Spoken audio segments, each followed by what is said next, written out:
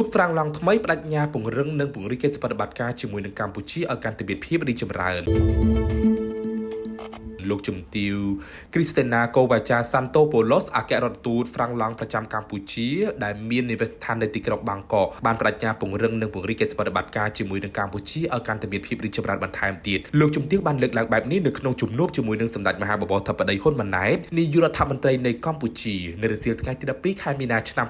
2025នៅវិមានសន្តិភាពនៅក្នុងឱកាសនៃជំនួបលោកជំទាវអគ្គរដ្ឋទូតក៏បានសម្ដែងនៅចំណាប់អារម្មណ៍ជាខ្លាំងចំពោះភាពរីកចម្រើនលើគ្រប់វិស័យរបស់កម្ពុជាព្រមទាំងបានអបអរសាទររដ្ឋាភិបាលកម្ពុជាដែលបានសម្រេចនៅសមិទ្ធផលជាច្រើននៅក្នុងអំឡុងពេល2ទសវត្សរ៍ចុងក្រោយនេះលោកជំទាវអគ្គរដ្ឋទូតក៏បានវាយតម្លៃខ្ពស់ចំពោះទំនាក់ទំនងដ៏ល្អរវាងហ្វ្រាំងឡង់និងកម្ពុជាព្រមទាំងបានសម្ដែងនៅការពេញចិត្តចំពោះកិច្ចប្រតិបត្តិការទៅលើគ្រប់វិស័យជាអាចការបោះសម្អាតមីនកសិកម្មនិងការចុះបញ្ជីបានកម្មសិទ្ធិដីធ្លីលោកជំទាវអគ្គរដ្ឋទូតក៏បានគូបញ្ជាក់អំពីការបដិញ្ញាចិត្តនៅក្នុងការពង្រឹងនិងពង្រីកកិច្ចប្រតិបត្តិការរបស់ប្រទេសទាំងពីរឲ្យកាន់តែមានភាពរីកចម្រើននិងរឹងមាំបន្ថែមទៀតជាការឆ្លើយតបសម្ដេចមហាបវរធិបតីហ៊ុនម៉ាណែតក៏បានអបអរសាទរទៅកាន់លោកជំទាវអគ្គរដ្ឋទូតដែលត្រូវបានតែងតាំងជាអគ្គរដ្ឋទូតហ្វ្រាំងឡង់ប្រចាំកម្ពុជានិងបានថ្លែងអំណរគុណយ៉ាងជ្រាលជ្រៅចំពោះរដ្ឋាភិបាលនិងប្រជាជនហ្វ្រាំងឡង់ដែលបានចូលរួមចំណែកនៅក្នុងការអភិវឌ្ឍសង្គមសេដ្ឋកិច្ចនៅកម្ពុជាសម្ដេចធិបតីក៏បានវាយតម្លៃខ្ពស់ចំពោះទំនាក់ទំនងដ៏ល្អរវាងប្រទេសទាំងពីរដែលបច្ចុប្បន្នមានរយៈពេល